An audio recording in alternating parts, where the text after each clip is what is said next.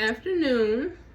I am in the middle of getting ready. So I probably should have started this video when I first started getting ready. I mean, I was trying to, but that's my third time recording this video, and it's just not coming out the way I wanted. But it is what it is. So this story is kind of all over the place a little bit, but it will all tie in, I feel like, at the end. So this story kind of starts out where so I used to have the IUD, right? And I recently had to get it taken out. So because I guess it somehow shifted and it started hitting my uterine wall, right? It started hitting my uterus and it sent me into so much agonizing pain to the point where, so when it first happened, backstory, when it first happened, I didn't realize it kind of moved, but I mean, I had a feeling because I have not been, sorry man, it's kind of TMI. So if you don't want to hear this, I guess just fast forward, I don't know, or just click out of this video. So anyway, or you know something, be an adult and just grow up, right? Shit happens. So anyway, I realized that it shifted because I haven't been bleeding in months, right? And then out of nowhere, I'm spotting a bit more, like, when you have an IUD, like, you can spot every now and then, but I was spotting way too much. And that's what kind of had me a bit wary, or I guess more worried, because you think when that happens means that, something shifted. And I was a bit worried that because with the IUD, some of the risks are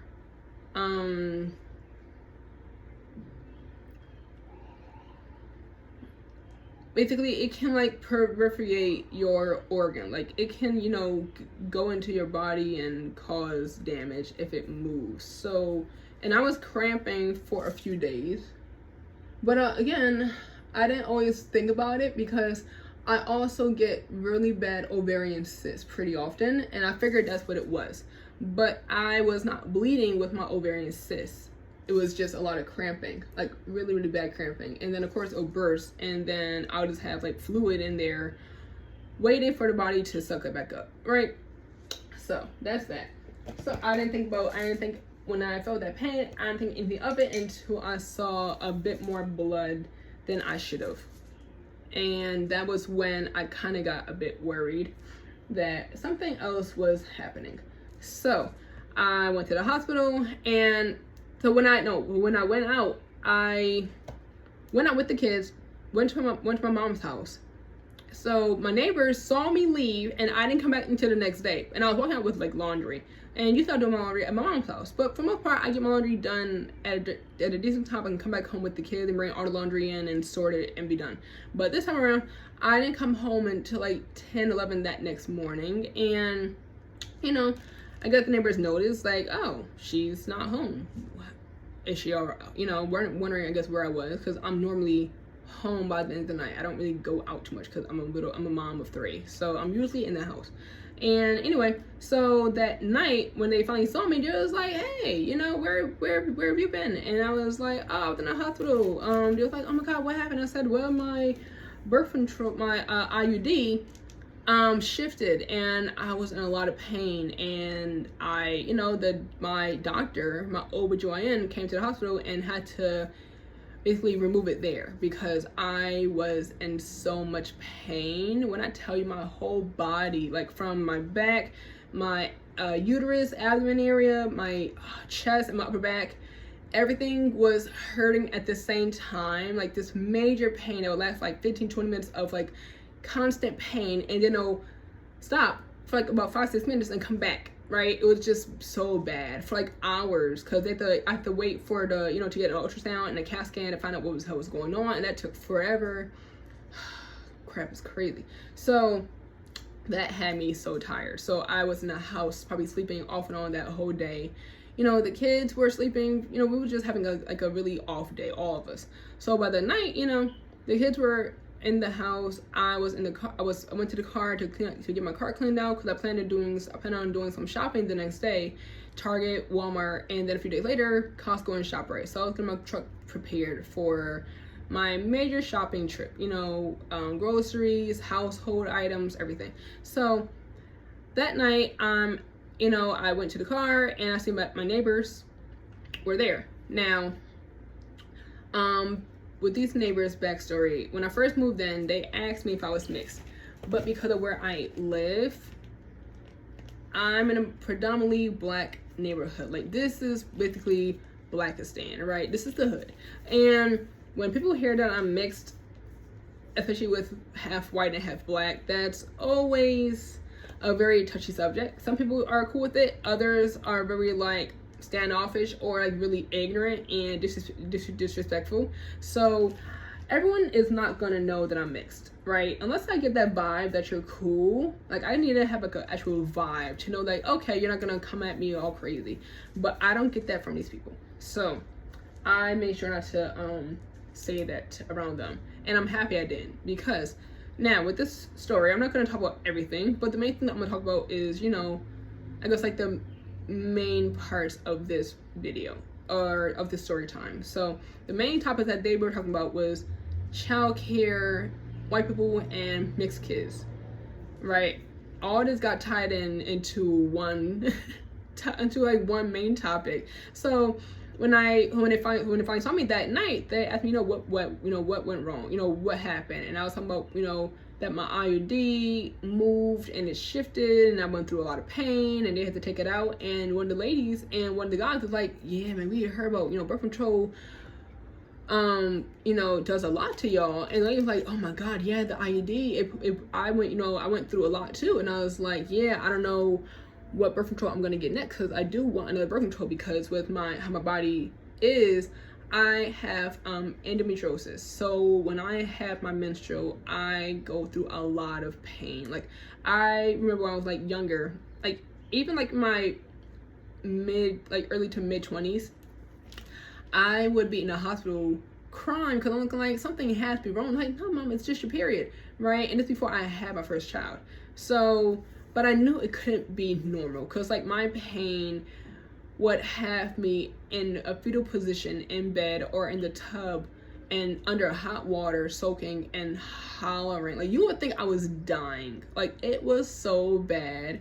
And people don't, a lot of people like try to like dismiss our pain and think like, oh, you should be used to it. Like, nah, that pain was something serious. Like, I know, like, if like your average parent should be like, you know, uncomfortable, but shouldn't be like painful, but mine was painful. So when I had my baby, again, another backstory, my first child, I had a C-section, and I guess this is the way that you can find out if you have endometriosis, if you have like a surgery, I guess. I don't know if that's true or not, but when they opened me up and they noticed that I had, I guess like whatever, I don't know what you would find if you have, but basically they found out that I had it, and they asked me like, Mom, did you know that you have this? And I said, no, I didn't, but I had a feeling, because I did some research on it, and that name popped up about my major period pains. Like, I would vomit, I'll be nauseated, I'll be in the bed for like 2 days straight, crying and hollering, and or my parents had to pick me up during like lunchtime. So, you know, if you go to school for half the day, you're counted as being, like, you're not counted as absent. Like, you can leave the half the day and you just be counted as present, right? So my parents would pick me up during lunch, and I would be walking out, you know, with like a towel covered in blood. It was just so bad. Like, my high school years was so bad for me, just because of my menstrual pain. My menstrual put me through hell. So anyway, I feel like I'm all over the damn place. I'm so sorry. So anyway, now back with the story. I, you know, mentioned the whole IUD thing, and, you know, they're talking about how, you know, women of color go through so much with like healthcare, right? And I was like, yeah, I do agree with that. You know, women in general go through a lot, but women of color in general just go through so much more because of, I don't know if it's bias or if it's just plain racism. I don't know what it is, but I'm sure all that is tied into it. So now, you know, we're talking about this, everything is fine. You know, I'm still in the middle of like cleaning out my truck, literally, as we're talking about this. And how how do we get to that point? So now,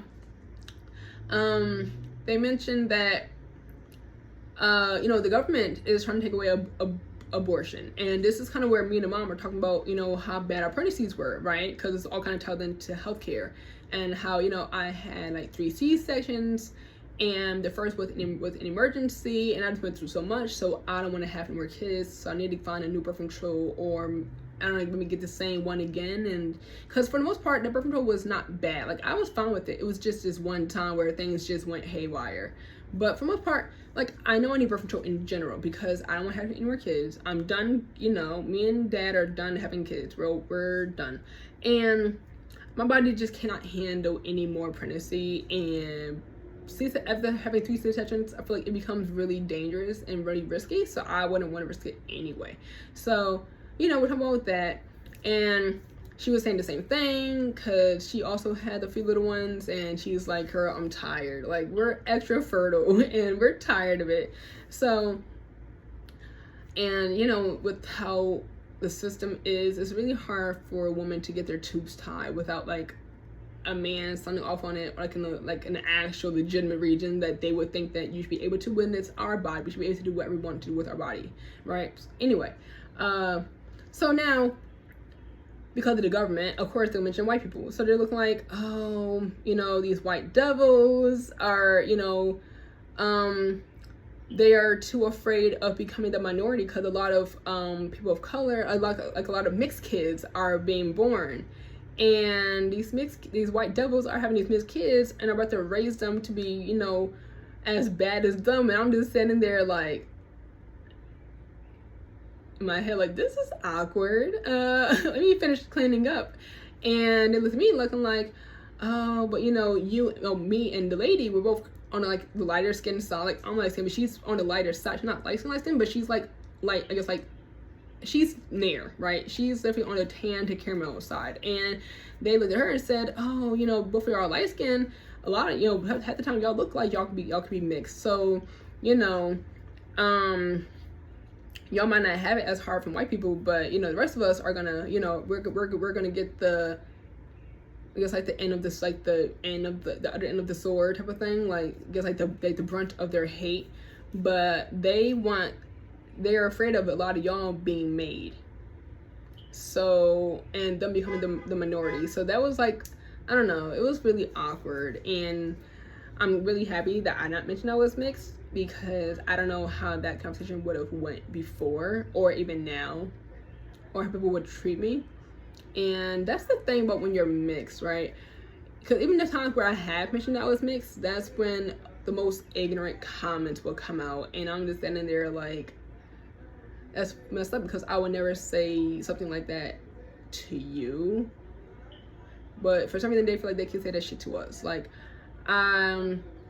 for example, at my job, when they found out that, because first people thought that I was like, Dominican, Puerto Rican, something to that extent, right? Or just a light black woman, right? They didn't know that I was half white. And so I said, no, I corrected them. I said, no, I'm just, I'm half white, half black. And then of course they're gonna ask, which parent is which? It's like, my mom's white. It's like, oh. And when the animosity, kind of like the judgment starts happening, and I'm looking like, yeah, and like, oh, so how is that? Like, how did, and I said, everything is fine. My mom and I are really, really close. And I mean, they always heard my mom and I on the phone talking, but I guess they didn't picture that was what my mom looked like. Because again, they thought I was Hispanic. So when they found that mom was white, he was like, oh, I mean, and this is also around the time that we have a chef, right? So I work in a physical therapist's office, and one of the patients is also a chef. So he likes to, I guess, thank us by also giving us food, and like to show off, how well he cooks, and to kind of, advertise his food. So, he'll bring us different meals, and I always talk about how, I'm half white, half black, and my dad, my dad's side is, from the islands, and my grandmother taught my mom how to make, the Caribbean food. And my mom, she does, the food is amazing. Like, she knocks it out the park every time when she cooks that type of food, right? So she can cook curry, jerk chicken, pepper pot, oxtail, you name it. She has it. So Guyanese chow mein, my favorite. So she knows it every time. And when I was talking to him, mind you, he thinks I'm either Hispanic or just light skinned black, right? So when he hears that my mom, you know, cooks the Caribbean food really well, he's like, well, of course, you know, she has that flavor, you know, she's a person of color, you know, they know how to cook. And when he said that, it kind of made me feel like, oh, so if you're white, you can't cook. I don't know. It just, maybe I'm just reaching, but that's kind of how I took it. So when one of the coworkers mentioned, so actually she mentioned to the guy that I was half white, and he was like, oh, well, which one is white? I said, my mom. And he was like, oh, and she can cook like that? I said, yeah, she could cook. And that's when they kind of start, you know, asking me different questions, and it started feeling really judgmental. I'm like, yeah, my mom knows how to do my hair. She always kept my hair done. I was never that little girl who walked outside, like the stereotype that, oh, you can't do hair. Like, no, I didn't. No, I'm lying. So the way my mom did it was, one, because my mom knew I like to experiment with my hair, and she wanted me to learn how to manage my own hair as I got older. So by the age of like 7, 8, she allowed me to have 1 week of playing with my hair, of like learning different techniques, learning how to, like, you know, of course she'll wash my hair, help me to like detangle it but to style it. She'll let me do my own thing. So of course I like to have my hair out. So I would blow dry my hair out and have my my giant mane, my big not afro, but it was like that blown out puff look. Like yeah, like it's not fully straight, but it's not like fully curled. It's just a blown out.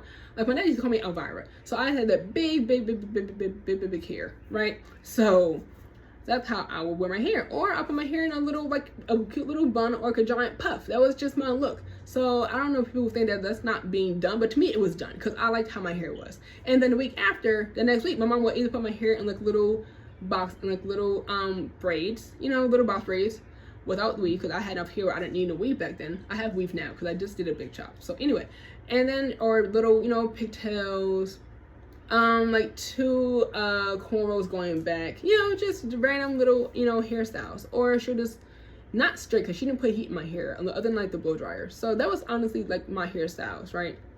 Or like little rollers if I was going to take pictures or something. It had like those little bangs that I think everyone had. If you're black or Hispanic or I think mixed, we all had that, like that really like round bang. I hated that bang. But other than that, you know, my hair was always done. So he assumed, I guess, that my mom was black, and I said my mom was white. He was like, oh, she had your hair done? I said, yeah. So he's like, oh, so you never had a bad hair day? I said, the day that I had a bad hair day was the day that, or I guess like a bad hair day, was the day that my mom let me play with my hair. So every few weeks I would be playing with my hair. So 1 week, you know, because I wash my hair, my mom washed my hair like every 2 weeks. So the week that my hair is finally washed, she let me play with my hair. The week after, she said, now it's my turn. So it was just, I don't know, this is why I don't always mention it. And I feel like a lot of society in general is not very understanding of what we go through. And it's just a lot of ignorance all around. So society, please do better when it comes to having mixed kids or being around mixed people, because if y'all expect us to treat y'all with respect, please do the same with us. But that's it, you know. I guess I'll finish doing my makeup. For the most part, it's already done because I don't do too much, right? I just like to have a lot of blush and a bit of bronzer, and yeah.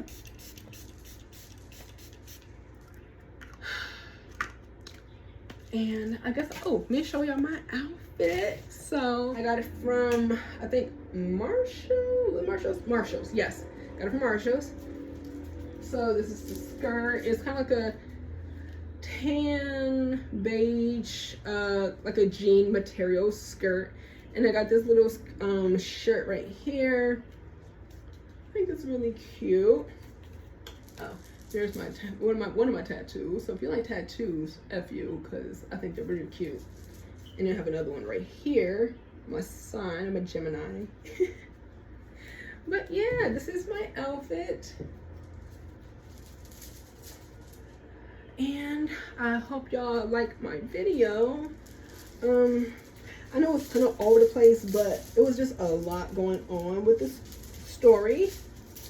But yeah, go outside, run these errands, and I guess I'll talk to y'all later. All right, later, guys.